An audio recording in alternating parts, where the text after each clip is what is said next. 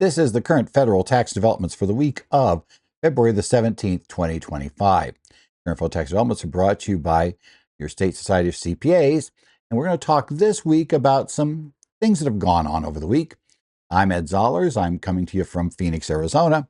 We're here now after, well, apparently, probably by Tuesday, is when the brokers are supposed to have the first sets of consolidated 1099s. We know there will be corrected versions, but unless they've gotten that extension request in place, we should be getting most of our brokerage stuff in. So now probably we can say the real individual tax season is underway. This week, we're going to look at a few things. We're going to talk about a loss deduction problem in the case of Weston v. One commissioner, I guess. That really deals just simply with the issue of what is a business loss and what level of activity you have to get to be able to claim a business loss as opposed to simply having an investment in the project. I'm going to talk about yet another conservation easement problem with Green Valley Investors, LLC. We got the updates on the automotive depreciation lease inclusion amounts for 2025, so we'll go over that briefly. We have another case of an S corporation inadvertent termination relief being granted. This case, the failure to make a qualified subchapter S trust election. We'll talk about the government briefs in the Corporate Transparency Act. Look at the differences and kind of the various things we're seeing. We've had more and more cases develop here.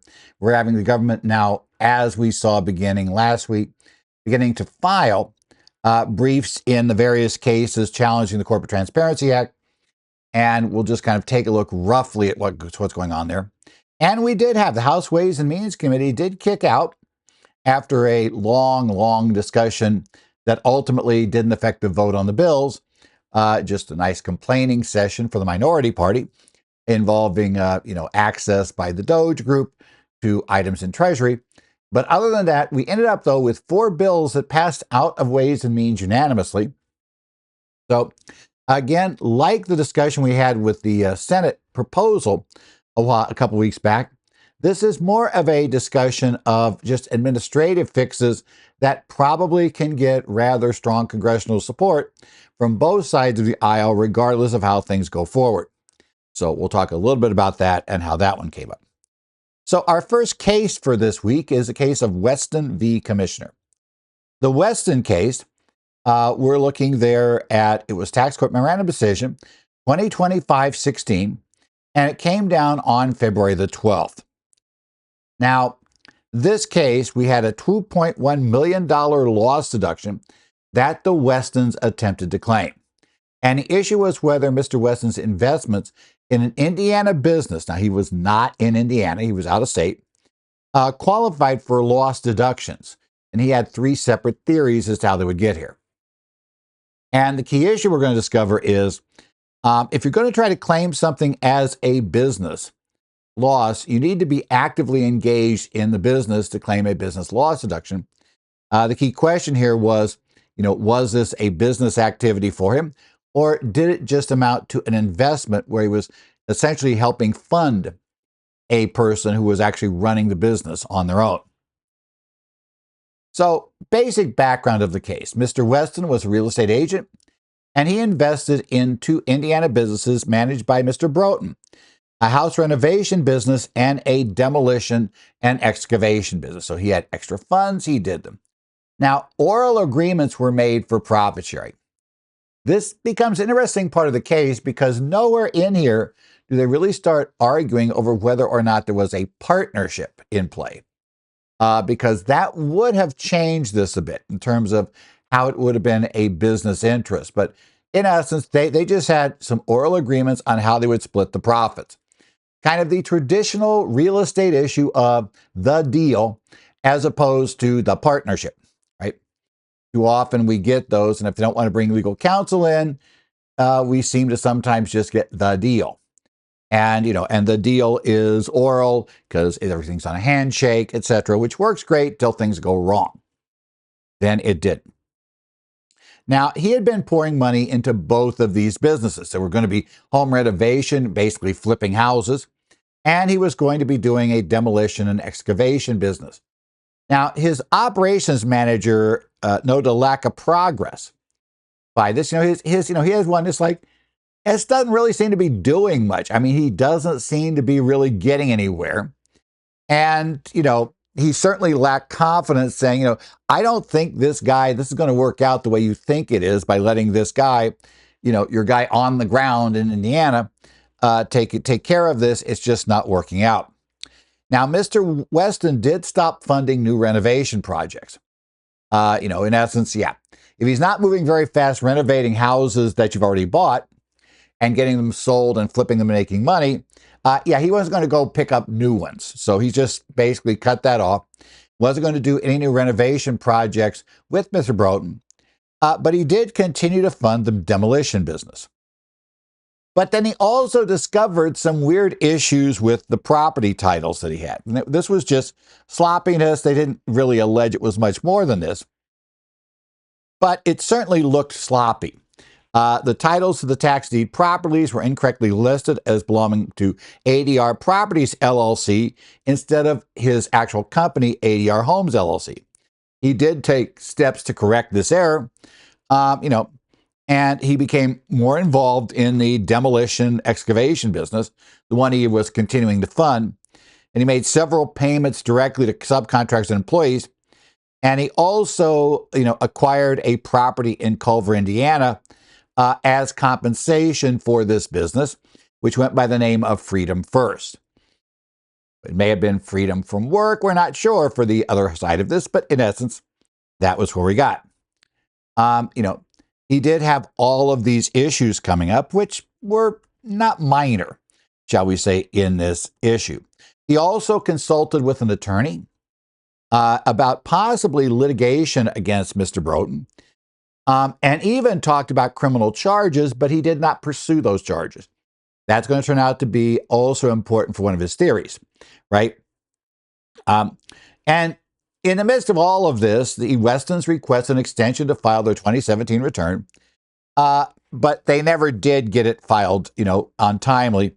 In fact, their joint 2017 return was finally filed and signed on January 8th of 2020, a little while later. And they did claim a theft loss of $2,035,914 related to the individual Indiana investments. This was not processed by the IRS. It kind of came up when the IRS started saying, where's your return? Okay.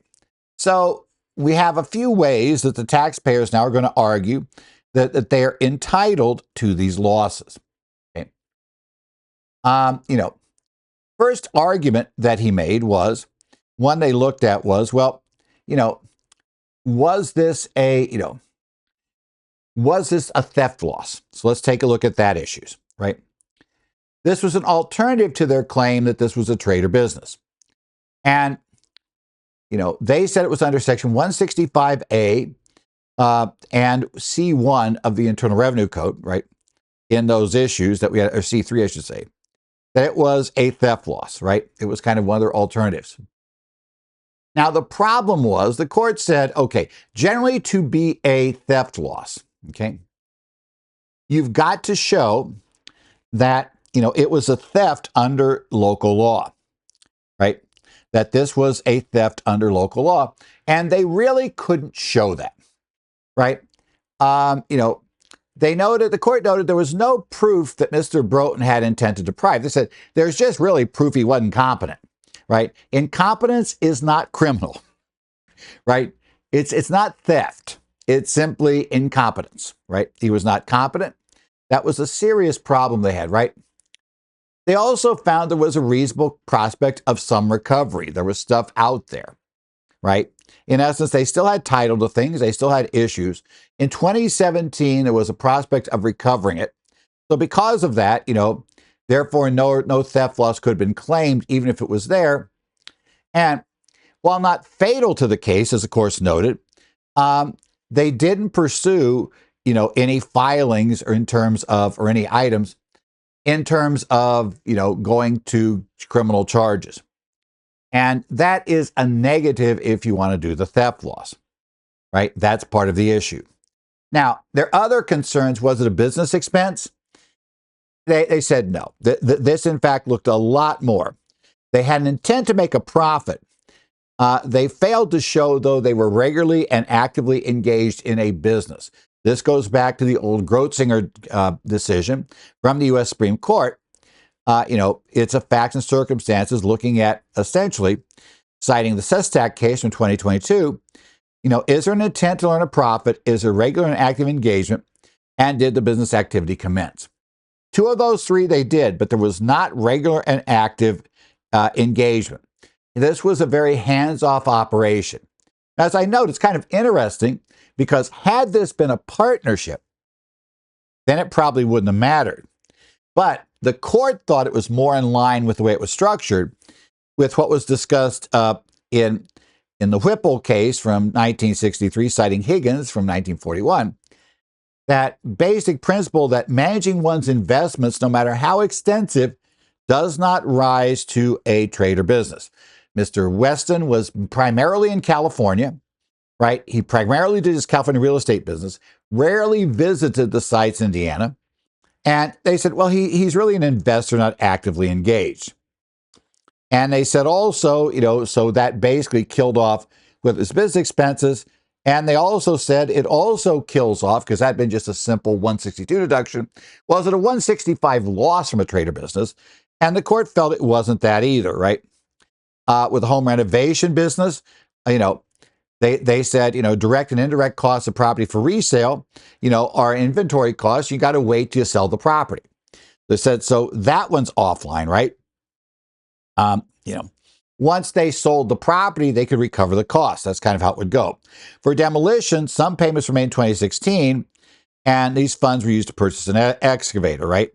Capital costs are not deductible, absent a 179 election, which was not made, and they did not provide sufficient information to estimate any 165 loss. So while Cohen does allow you with inadequate records to claim a loss, and the court cited Cohen, this is one of those cases where the minute the court says Cohen, it's not really good news for the taxpayer, because what they're going to say is you didn't have a basis to estimate the loss, which was required in the Cohen decision and later cases that they cited. So bottom line, not a $2.1 million issue. And the court also found they had no real excuse for not timely filing their return. So bottom line, yep, loss disallowed and penalties applied. Okay, so not a good day for our taxpayers. Next case up is a conservation easement case. This is Green Valley Investors. Tax Court Memorandum Decision 2025-15. This came up on February the 12th of 2025 was the case. Okay. Now, this case, as you'll note here, the tax court disallowed $90 million in charitable contribution deductions for conservation easements. The real issue was whether these deeds complied with Section 170 and whether the valuations were accurate, right? And it looks at the strict requirements for conservation easement donations and the importance of having an accurate valuation. So bottom line, this is where we go. Okay, so let's take a look at the background of this case. Now, this almost sounds like some fictional name, but Bobby A. Branch, he acquired land and transferred that land to 4 partnerships. Okay, so he did. He acquired land back in 2011. So he has these lands. He transfers them to 4 partnerships: Green Valley, Big Hill, Tick Creek, Vista Hill. Right. Each of the partnerships granted a conservation easement to Triangle Land Conservancy. Right. They grant basically 3 of them granted their easements in 2014. Vista Hill granted its in 2015. Then they claimed a substantial non-cash charitable contribution deduction on the return. And these deductions range from $22,498,000 to $22,626,000 per partnership. So basically right in the middle between $22 and $23 million on the partnerships, right? These partnership interests were marketed to investors using a private placement memorandum, which basically did what you might expect. They said, hey, we're going to use this strategy, a conservation easement, to generate really huge tax deductions. They said, you invest $100,000, we expect you're going to be receiving a allocation on the K1 of $437,645 in federal and state charitable contributions. That's an oddly exact approximate, but still, right? They explained that this was significant opportunities exist to effectively mitigate one's federal and state taxes, while at the same time being able to take part in conservation programs that create and preserve green space for future generations. You will be basically ecologically good person, and oh, by the way, you'll be more than adequately compensated. As you look at that ratio of 437, 645, assuming you got that, let's say a $440,000 contribution, and you're in the 37% bracket, plus we're looking at state tax issues that could be involved, yeah, you're going to more than pay for your $100,000 contribution. So it basically becomes a no-brainer, right? You're going to get this nice, huge contribution. You're going to put $100,000 in, get this nice, huge contribution out, and hey, the world's great. Now, I've always said the problem with that is the marketing materials become your biggest negative when a court looks at it. It's like, what rational person would have, sold, firstly, partnership interest in this?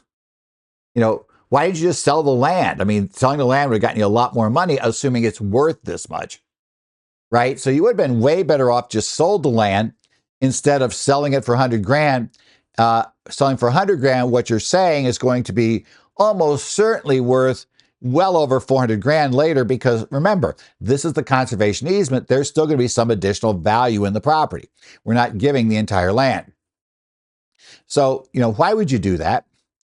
And, and the real catch is, and then secondly, how could you know something that you're selling for 100 grand today, assuming, you're selling for 100 grand, which, by the way, the court's probably going to come to the conclusion, which they often do, that, yeah, the real value of that property, your share of it, was probably around 100 grand.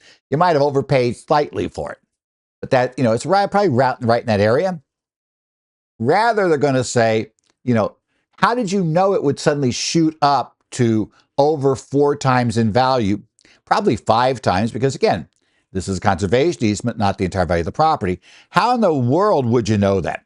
Not surprisingly, the IRS audited the partnerships.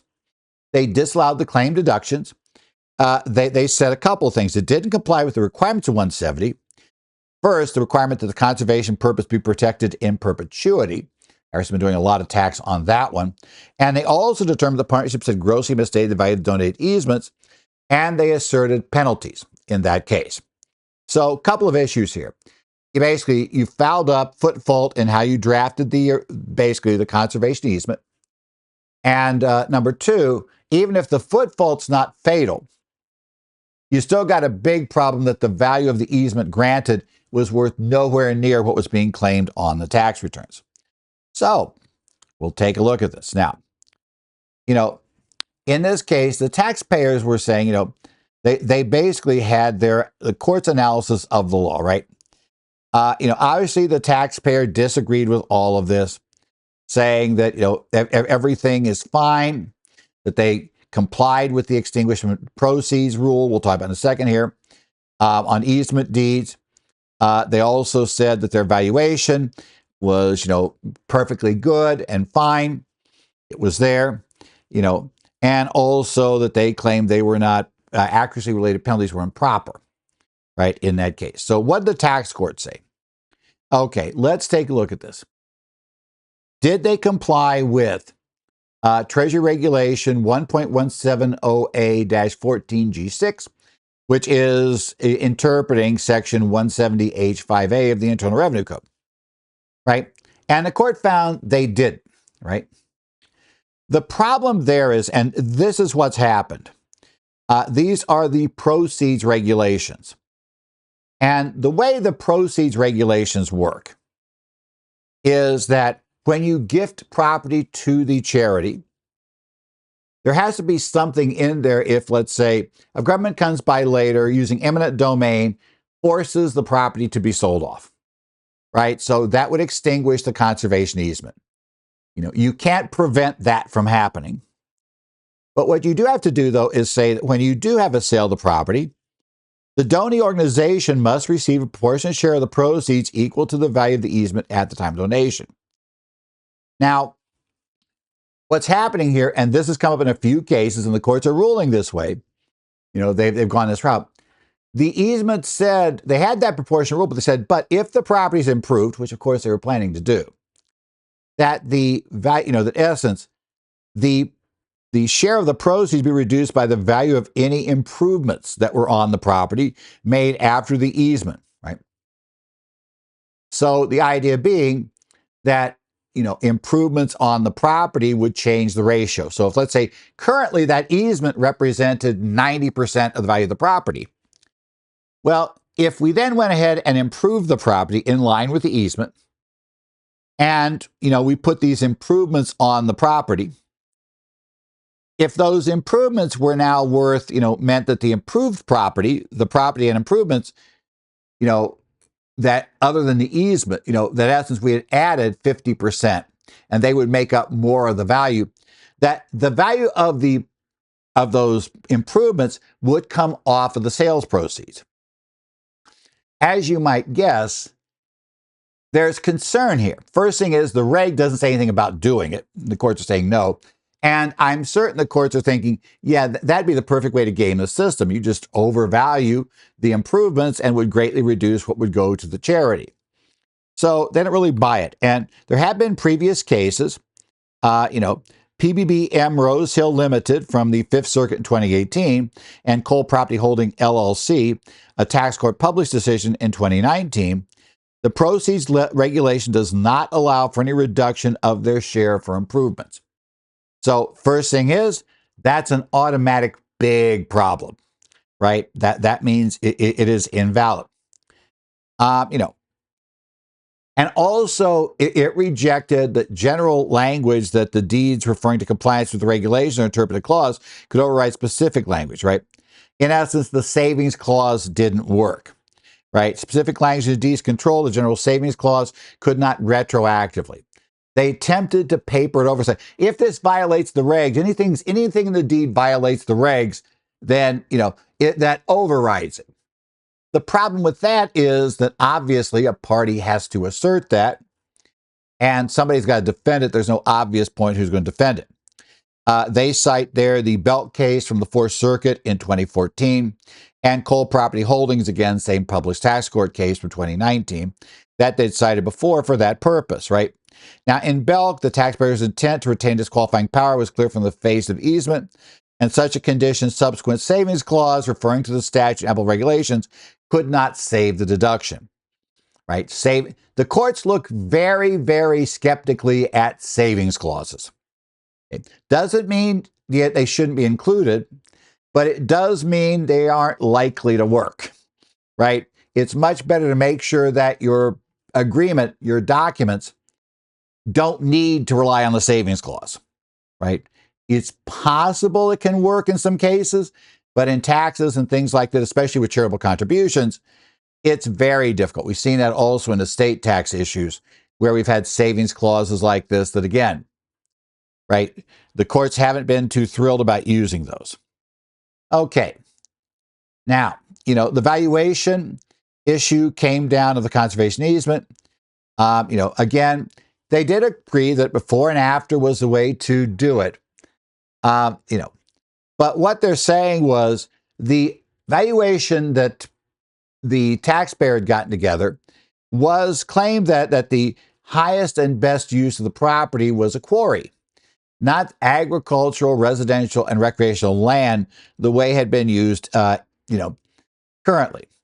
They found that it was not financially feasible nor maximally productive, the court found, due to competition, high transportation costs. They believe the IRS's expert to be much better. They found the taxpayer's expert took, quote unquote, some liberties in reaching his conclusion. The court noted the market for the aggregate from the quarry would be limited to a 30-mile rail radius of the property. And many suggested, they said Mr. Mesmer, who was the IRS's expert, said that, and that many potential customers were further than 20 miles from the property. Also found taxpayers' projections were overstated, and net present value of his tax flow decreased nearly zero once you fix the problems, thus being there. So again, the court went back. Highest and best use was what we were using it for now, what it's currently being used for. Uh, you know, so rejected the experts because hypothetical quarry was not realistic. They were speculative and poorly supported, was how the court ruled in this case. Penalties. Okay. They said first, the court ruled that the penalties were properly approved by the supervisors, right? They had complied with it. Mr. Phillips, who had been the immediate supervisor of the agent, right, had approved the penalties by digital signature on April 4th and had signed the letters 1808, which were sent to taxpayers on or after April 19th. And so they're saying, yes, those penalties had been approved by the supervisor and in interpretation of the tax court in a way that was in line with 6751B, which is a provision that requires supervisory approval. They found they were liable for 40% gross valuation misstatement penalty under 6662H because the claim value of the easements was well in excess of 200% of the correct value.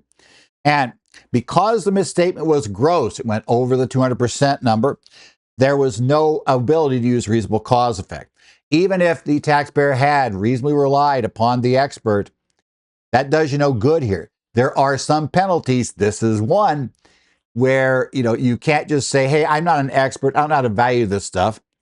And so, I relied on an expert. That helps you in some cases, but it doesn't help in this one, right? They also found that they were liable for the accuracy related penalties. For any portion of underpayment not due to the valuation misstatement, right? Although they recognized that reliance on professional advice could provide a reasonable cause, they found the taxpayer was not eligible for this exception. They found that Mr. Branch was sophisticated with regard to real estate. He was not I don't know just what I'm doing. I'm just a poor, uneducated, country bumpkin. I don't know. It said, no. You've been involved deeply in real estate for quite a while. You know real estate. You knew you could not have reasonably thought that valuation was right, or that these things were there, or what you were doing was going to work. So ultimately, right, we end up with the court ruling in favor of the IRS on all issues. Yeah, conservation easements have gotten a lot of attention from the IRS, especially the marketed ones. And we know that we know that recently we've had added to the law, Insecure 2.0, a provision that would kill this almost certainly. This would be way more than 3 times basis. But even in those situations, you still have this problem. And there are some things that do escape the Secure 2.0 3-time basis rule. So same issue there. Okay, it is that time of year. Revenue Procedure 2025-16.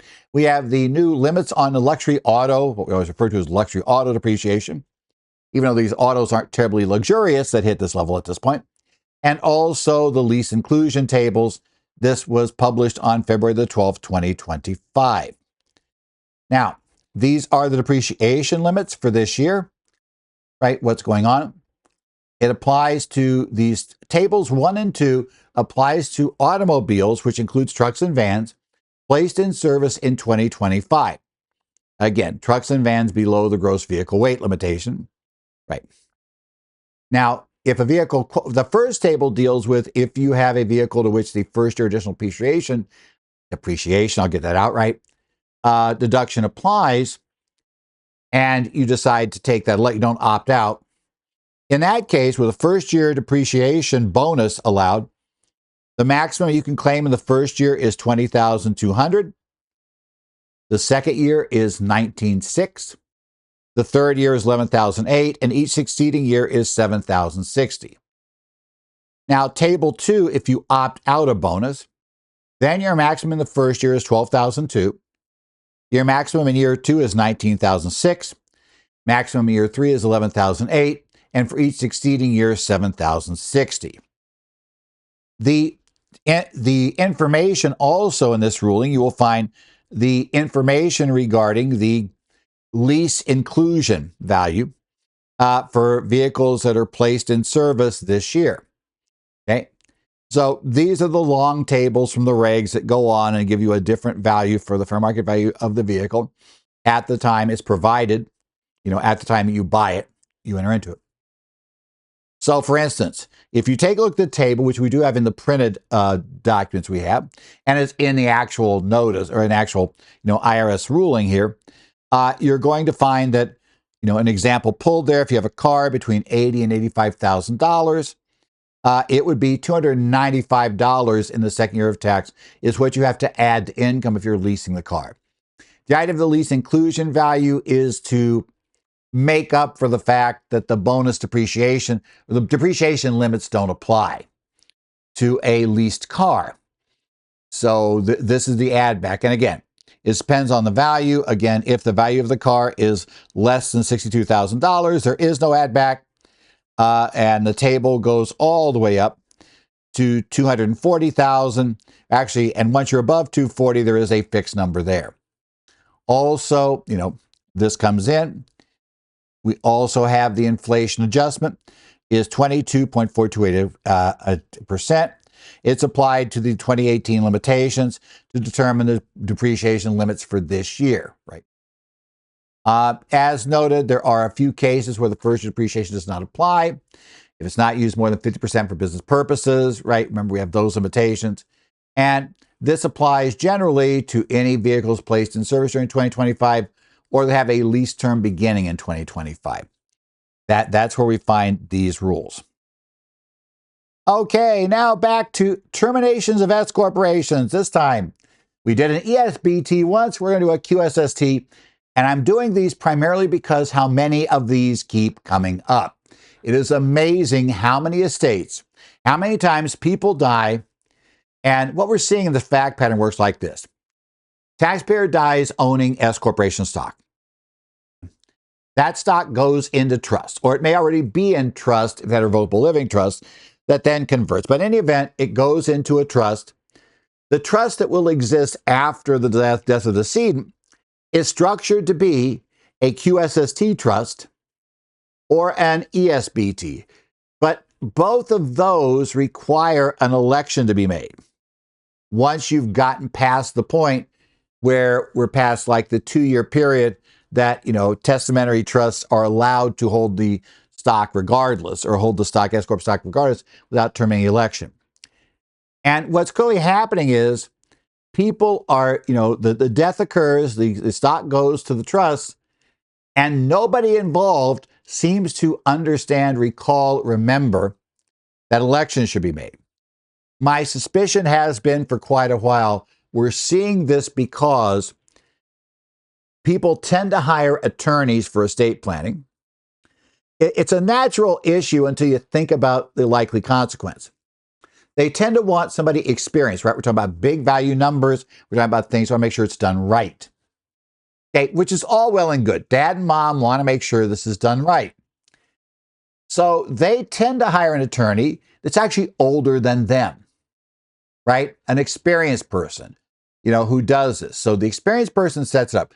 The problem is if the attorney is older than mom and dad, or even the same age as mom and dad, there's a really good chance by the time mom and dad die, that attorney will either have died or that attorney will simply not be in practice anymore. And so the estate will be handled by a third party, a new attorney and very possibly new tax advisors, right? That's where this comes into play because all too often a careful study of the original agreement is not made because this is not the document that legal counsel is used to working with because probably it wasn't restated, right? They got drafted only when mom and dad died. And the other people working on the tax side, compliance side, they're kind of ignoring the problem. So by the way, key warning for you guys, whenever you have a death, remember, a death of an individual, they have S corporation shares, or if you're doing an S corporation and one of the shareholders dies and those shares are going to a trust, you better start getting on the record why that trust can hold the shares or get it out of that trust within the 2-year period that you have for a trust formed at the death of the decedent. Because if you don't, you're going to have a C Corp. So with that, let's talk about Private Letter Ruling 2025-07-006. Came out the Valentine's Day ruling, inadvertent termination relief. So yeah, we're going to go talk about this. Okay, here's basically the facts of this case. So, and we're going to use the letters the IRS used in the letter ruling. Obviously X is standing in for the real name of the company. But Corporation X had previously elected to be an S corporation. Now, a married couple, A and B, established a revocable living trust, right? It was trust one. This is normal. I practice in Arizona, and this is absolutely the normal estate planning option. Yes, that is true. There are some people live in states where, the traditional option is still to use the concept of going through a probate will going through probate. And that's fine. I always tell people I'm indifferent on the issue because from a tax standpoint, estate tax or income tax, we get the same result either way. The question of which method makes the most sense involves legal issues that often involve how that state's, probate system works and the other rules. But it's not my problem, right? It's not my issue. So in any event, we have this revocable living trust. As is often true when one spouse, the first spouse dies, so B dies. Okay, so now we have this joint trust with A. A now has this trust. This trust is going to divide into Trust 2, which is a revocable living trust owned by A, and Trust 3. Trust 3, they don't say for sure, but Trust 3 sounds a lot like, it's a credit shelter trust, right? It was to get the assets out of the estate of the surviving spouse and get it into, basically let it go on to the kids. So it would be something along that route or a modified variant of it. So we have this trust. It's intended to be a QSST, intended to be held by spouse, by spouse A. It could have been, as I said, it could be for that reason. It could simply be what's going to be a trust. We're going to use, a Q-tip style trust structure for just getting portability elections in place. But we have this second trust. And remember, what a QSST trust does really well is controls where the stock goes after, the beneficiary, the QSST beneficiary dies, right? That's really what we get with a QSST trust as opposed to just leaving it to the surviving spouse. So they did that. It was clearly drafted to be a QSST. However, the election was not made. That results in the S corporation's termination. It becomes a C corp. This was not noticed at the time. Obviously, it wasn't noticed because nobody realized that an election should be made, and everybody just ignored it. Whether they were unaware that trusts couldn't hold S shares, and I have run into some estate planning attorneys that are very, very, unaware of these S issues entirely. They don't deal with many in many cases, and that creates a problem. Because you see these in smaller companies. Don't see, yes, there are S corporations with bigger entities, but a lot of the really big estates don't have really S's, or they're minor, irrelevant. They're not in the midst of all these trusts. So in any event, we have this trust problem, right? Did not make the election.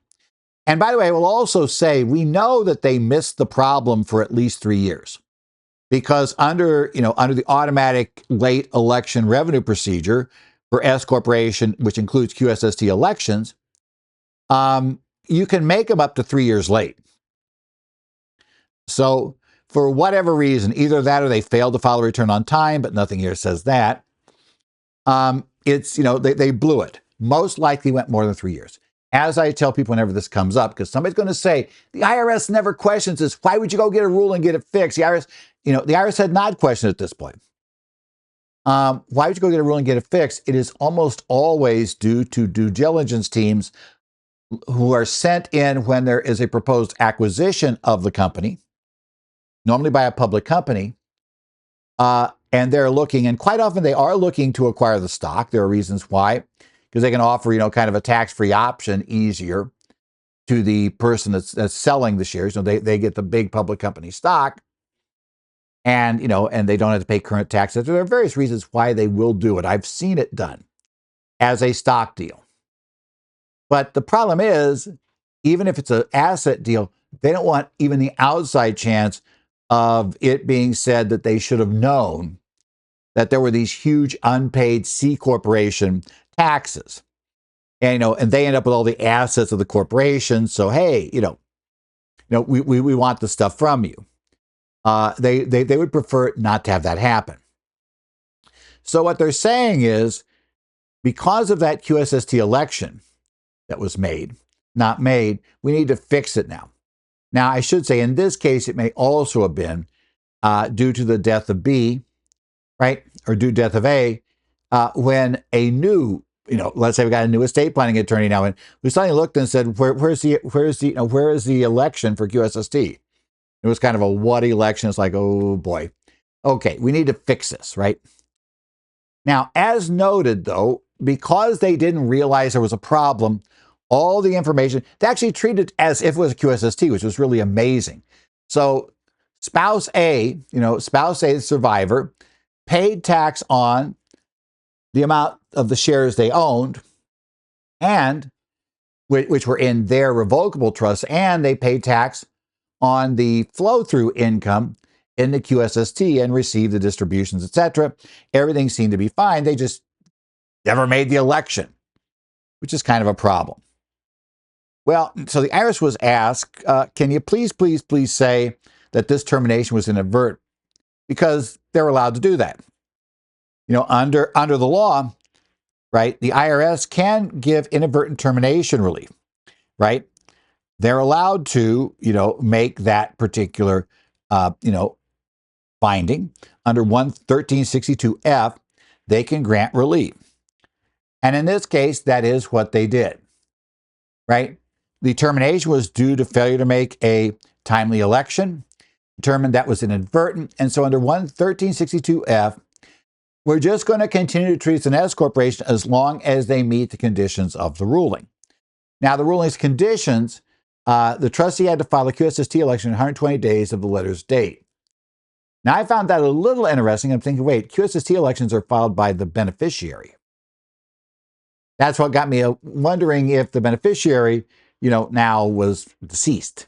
And that kind of did it. But in any event, the trust files it. I don't know. It may also just be an awkward way of wording that the beneficiary makes the election, the trustee will forward it to them because the trustee asked for this ruling, or whoever. We don't know where it goes. A copy of this letter that they issued, the one they gave the S corp, that's not as all the redactions, without redactions, that's attached to the elections, right?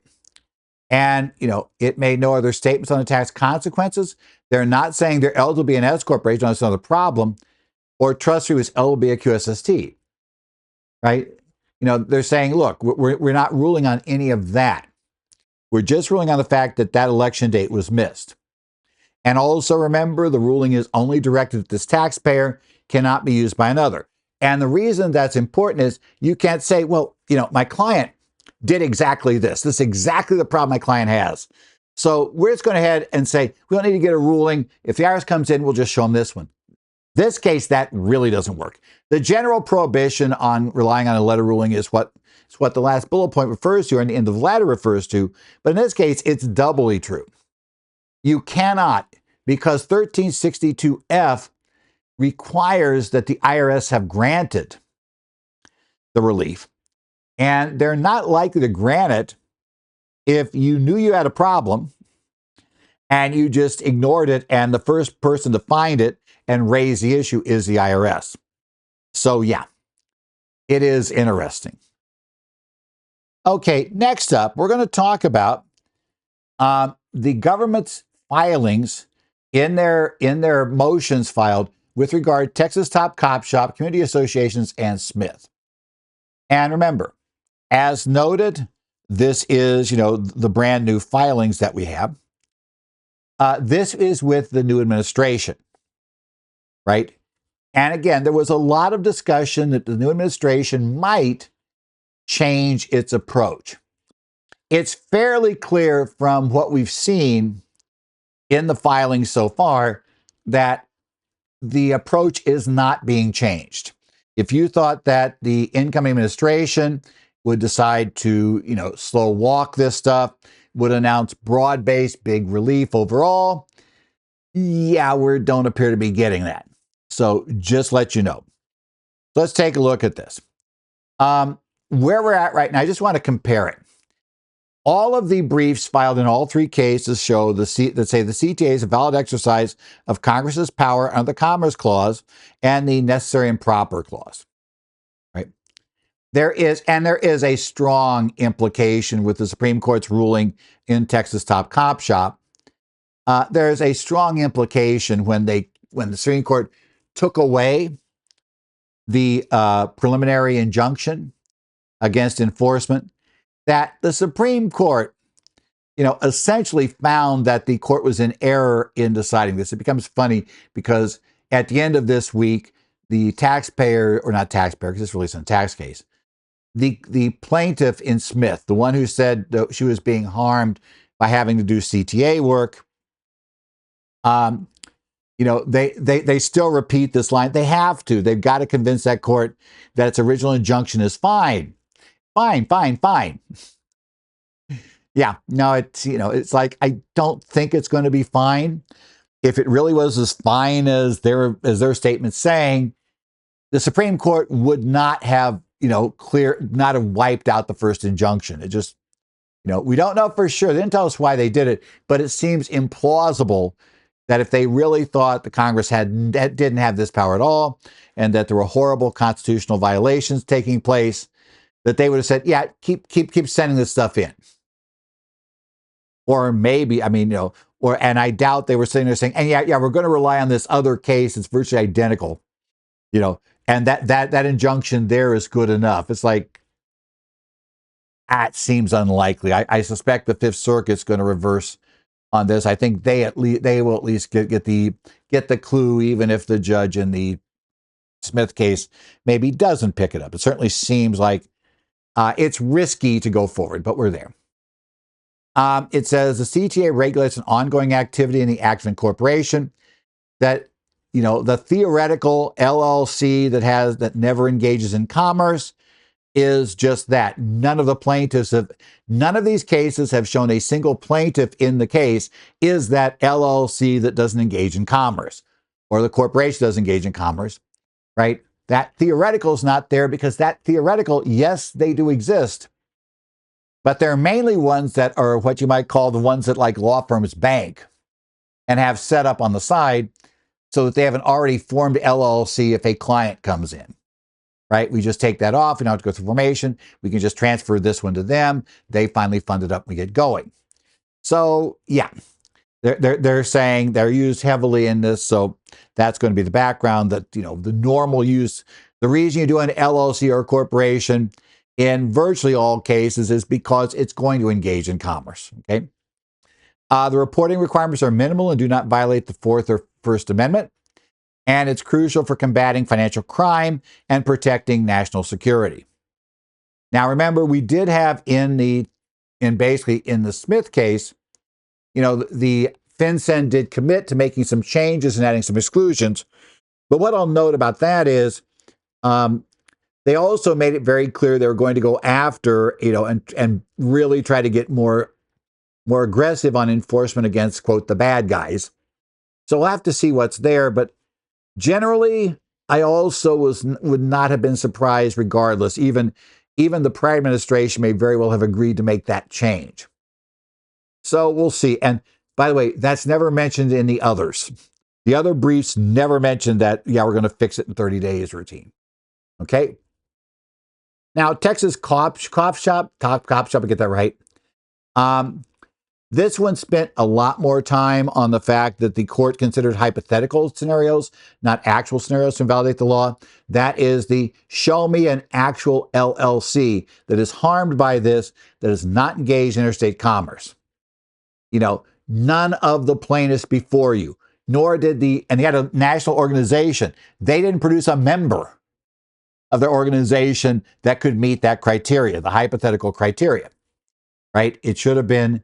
And, and also they make much more hay here on the district court's nationwide preliminary injunction being improper. Again, remember, that's what Justice Gorsuch thought the Supreme Court should have taken and held a separate hearing on, right? And acted because he believes that should be stopped.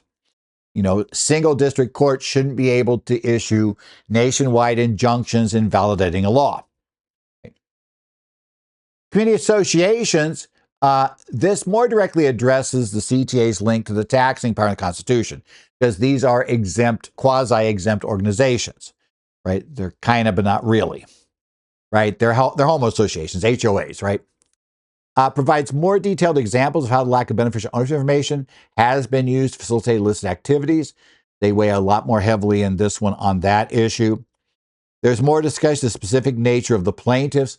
Remember, one of the issues in Community Association's case was that they should have been granted the exemption for being a tax-exempt entity. Now, they may very well see at this point, having read what was said in Smith, that, they're getting ready to lobby the, basically FinCEN saying, HOAs really should be excluded from this, right? At least if they meet certain criteria. HOAs should be excluded. We don't think that they're owning other assets or that sort of thing if they're truly just HOAs. So we might see them decide to start focusing over there in that FinCEN is going to make changes theory. But it's still brought up here. They provide a more detailed explanation of why the plaintiffs do not have reasonable expectation of privacy over the information requested by the CTA. They're going to say, in essence, they didn't have a reasonable expectation. They never had to provide this to the government, because there's lots of reasons why these organizations are providing virtually all that information to the governments, different governments. And it analyzed the compelled speech doctrine in more depth. Was it forcing them to make speech, which is not good, right? Does that. Now, one other development that took place this week on the CTA. The House passed a bill which simply takes from the old continuing resolution, just pushing back the due date for the initial filings from January 1st of 25 to January 1st, 26 for entities that were in existence on January 1st of 24 by that date. Now, it passed the House unanimously for everybody that was there. There are 480 votes in favor of it, right? So it passed unanimously, right? Very, very much did whatever. I think it was enough for whatever. I have to get my numbers right. That's too high. Anyway, but it did pass unanimously. And it has now been sent to the Senate, but it's been referred to committee in the Senate. The problem is we don't know when and if the Senate will actually pick this bill up, because they don't have to. The fact it passed overwhelmingly in the House is good news. It appears nobody's against it.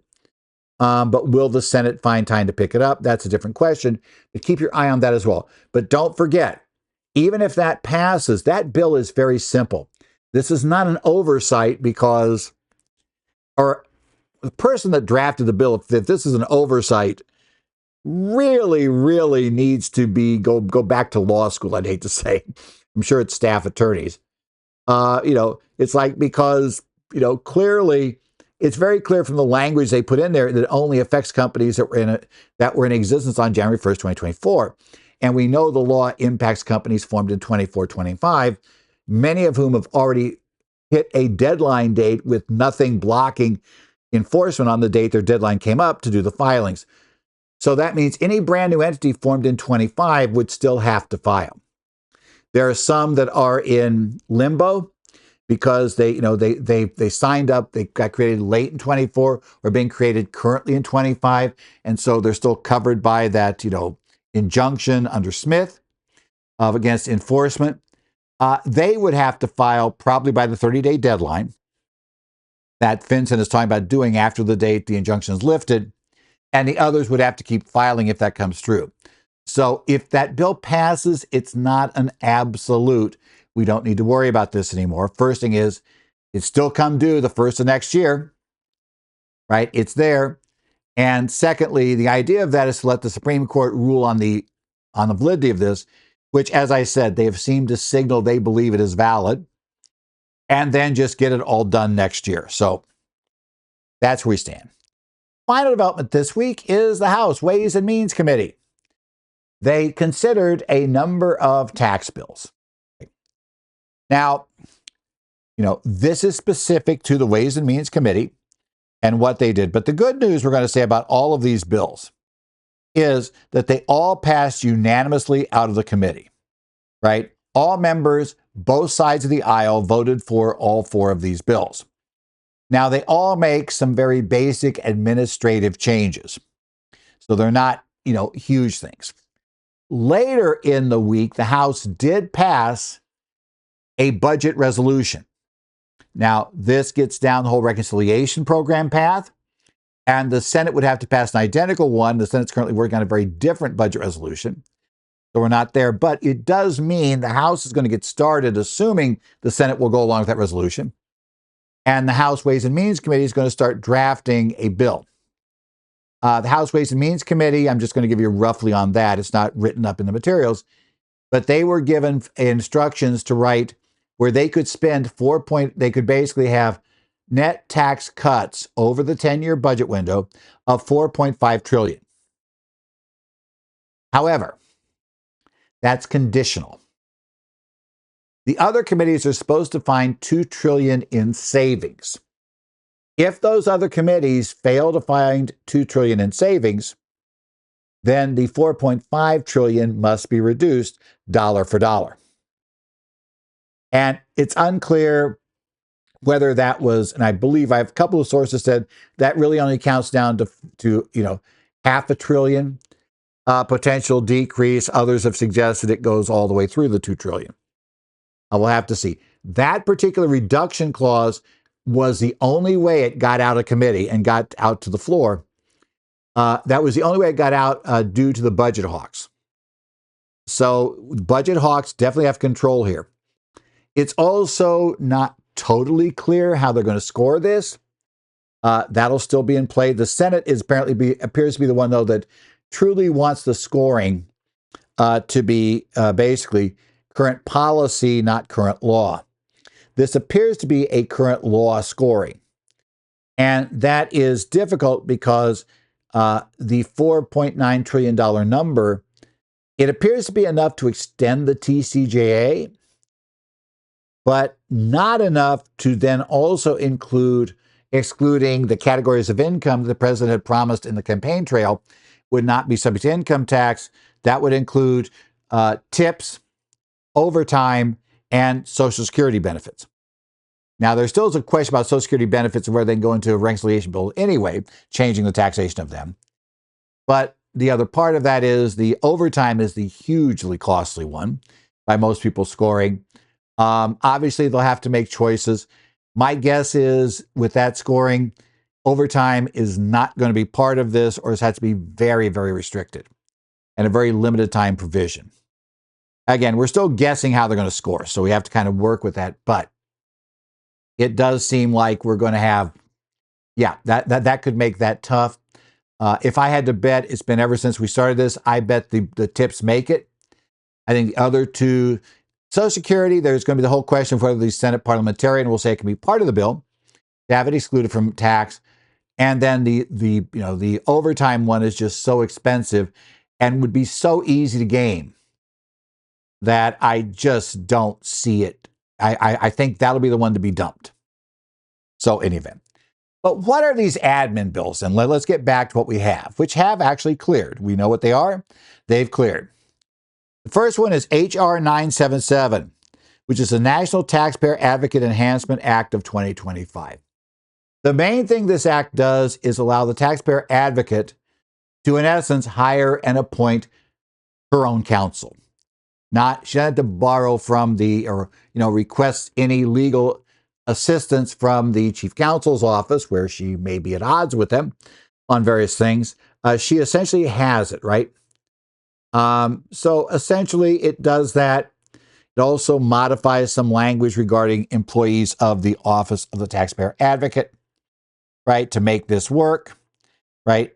It's basically that's there. There was a minor amendment that the chair made to fix a drafting error. It changed the word amendment to amendments because, apparently it had a reference to the original Act Taxpayer Advocate Bill, and its amendment, and it's been amended more than once, so they're amendments. That's what we're doing. The second bill is H.R. 1152, the Electronic Filing and Payment Fairness Act, right? Now, what this would do, it would amend Section 7502C of the Internal Revenue Code to include electronic filing and payment under the common law mailbox rule. Sure, what does that mean? The mailbox rule would mean that it would be just like the old common law mailbox rule, which when you put the envelope in the post, in the mails, for those things covered by the mailbox rule, which interestingly enough, tax returns aren't, according to the regs. But when you put it in the mailbox, it's deemed to be received by the other party on that date. So in this case, it would clean up. While the regulations provide for this, the code itself doesn't. So this would add to 7502 a provision that would essentially say, when the document or payment is sent electronically as the official date, that'll be the date it's deemed received by the IRS, regardless if something internally fouls that up. Right? So that means that payments would be as of the date you basically, tell the system to send them to the IRS, and also your electronic filing. The date it is sent to the IRS would be the official date, regardless of if there's some hiccup in the system. As long as you could show it had been filed by that date, you would have it.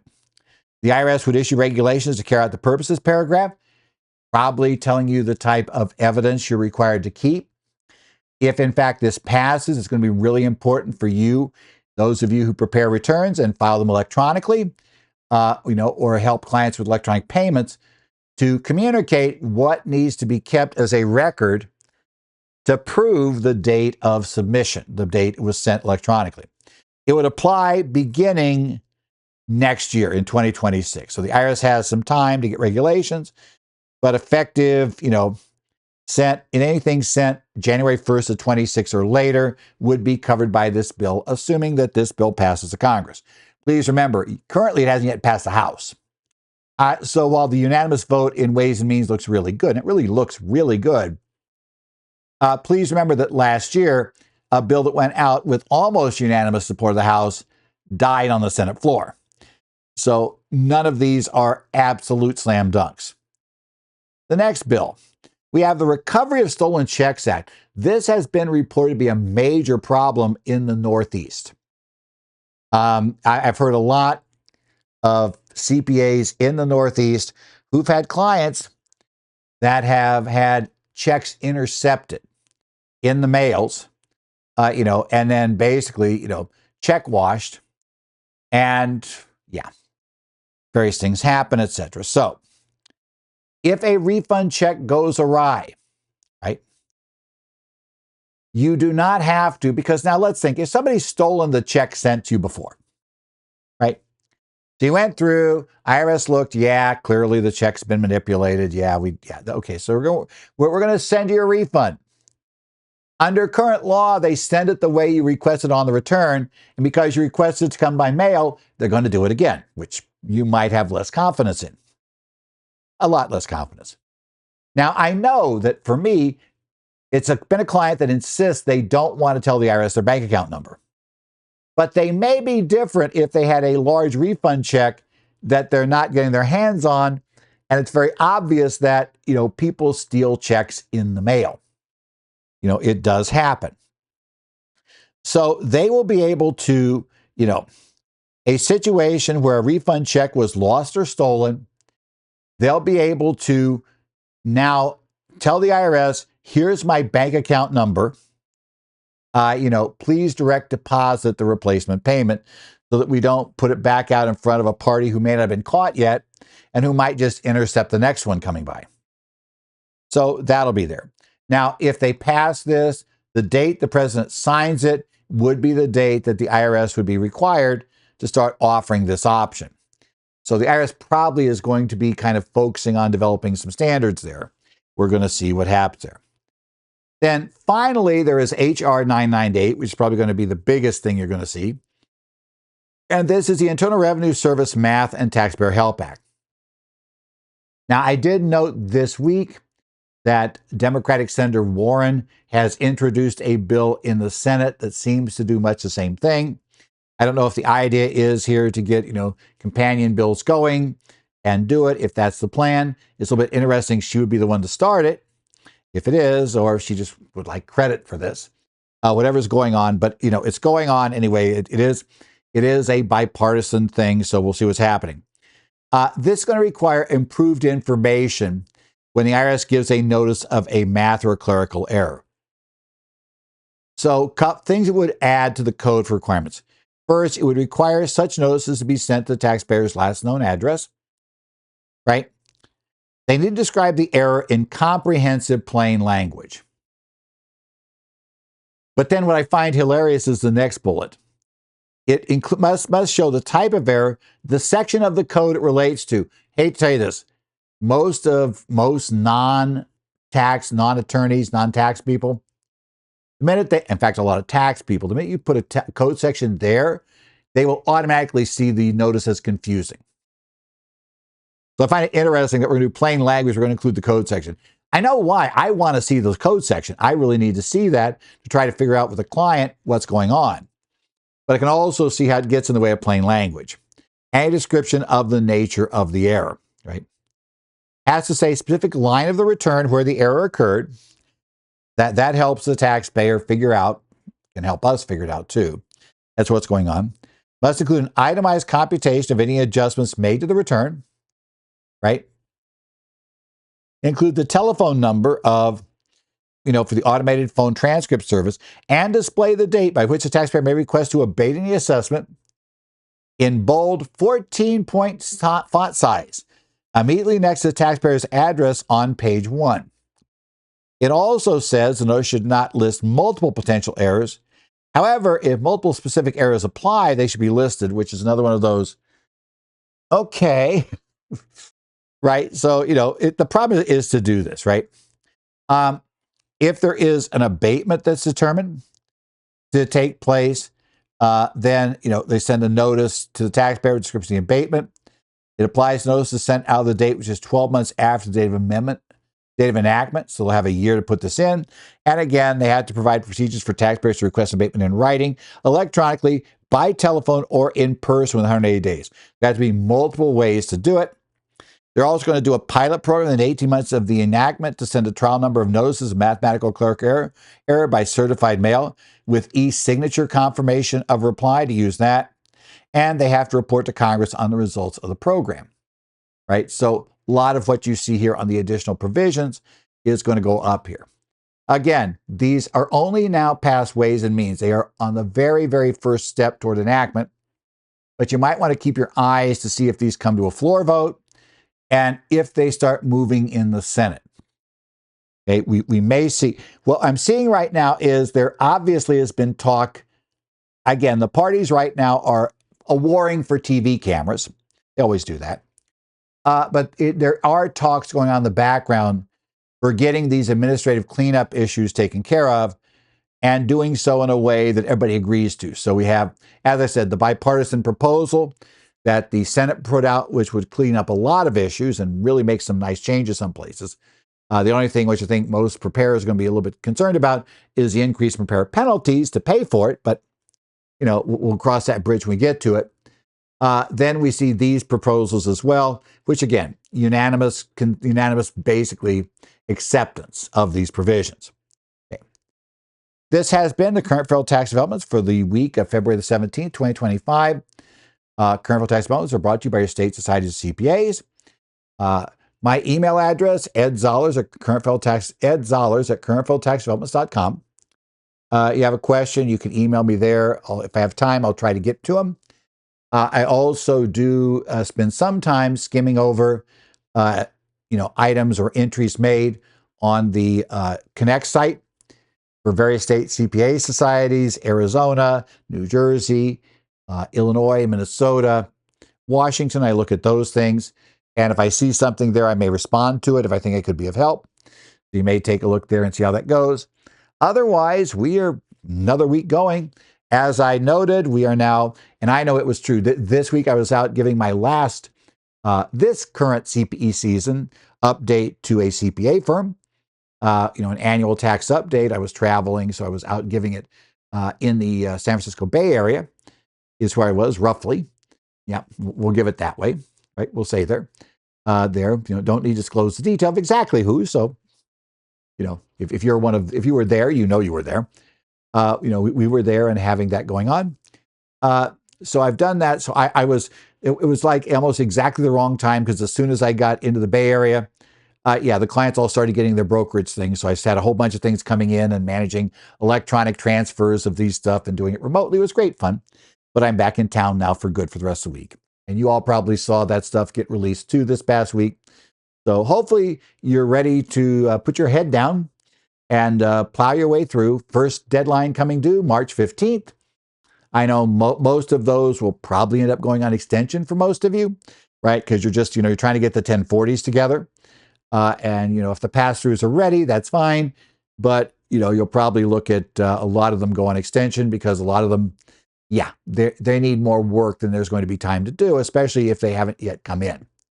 So in any event, we will see you next week here on Current Federal Tax Developments.